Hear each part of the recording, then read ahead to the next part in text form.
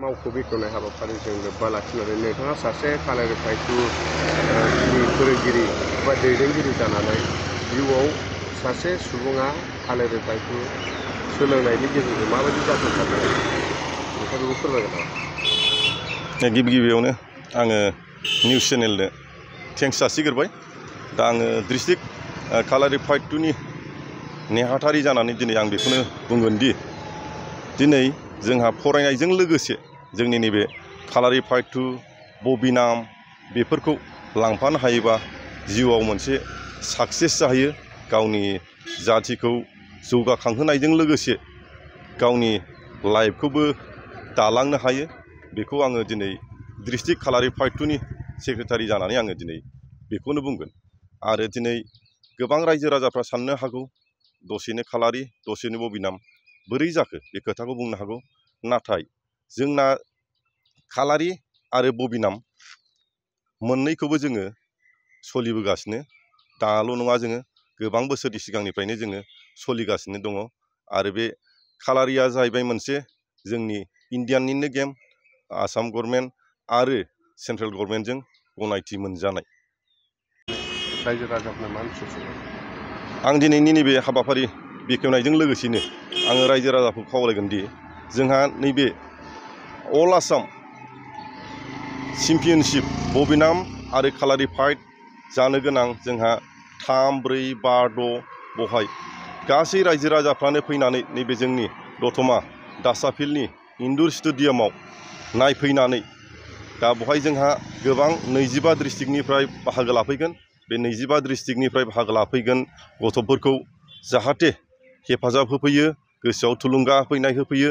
बेखौनो आङो दिनै डिस्ट्रिक्ट कालारि फायथु एस'सिएशननि नेहाथारि जानानै रायजो राजानो दिनै आङो नैबे मेसेजखौनो होहरनाय जाहैबाय। दिनैनि बे फुंबिलिनि बोथोराव आङो बड'लेण्ड रादाब बुथुमगिरि नोंथांनिसिम साबायखर जासिग्रोबाय जे जों दिनैहाय दतमायाव खुंनो गोनां अल आसाम खुंगा 5थि कालारि फायथु आरो खुंगा 7थि बबिनाम चेम्पियनशिप अल आसाम मार्शेल आर्टखौ जोंनि बे दतमायाव खुंफुंनो लादों। दा बे हिसाबै जोङो दिनैहाय कनभेनर कमिटि हिसाबै जों दिनैहाय मावख' खुलिदों।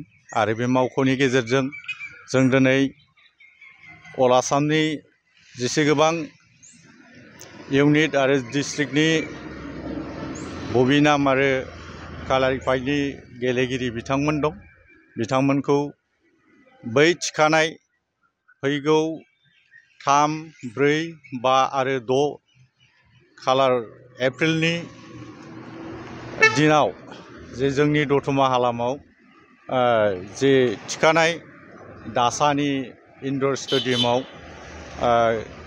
गोसो गुदुं गेलेगिरि बिथांमोनखौ जयैनो फैनानै बाहागो लाफैनो थाखाय आङो गुरैयै खावलायदों।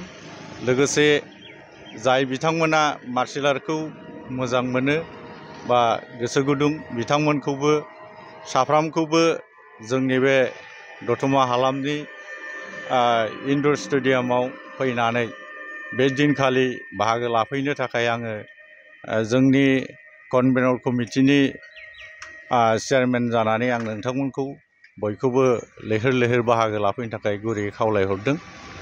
मानोना जों दिनै दतमायाव बे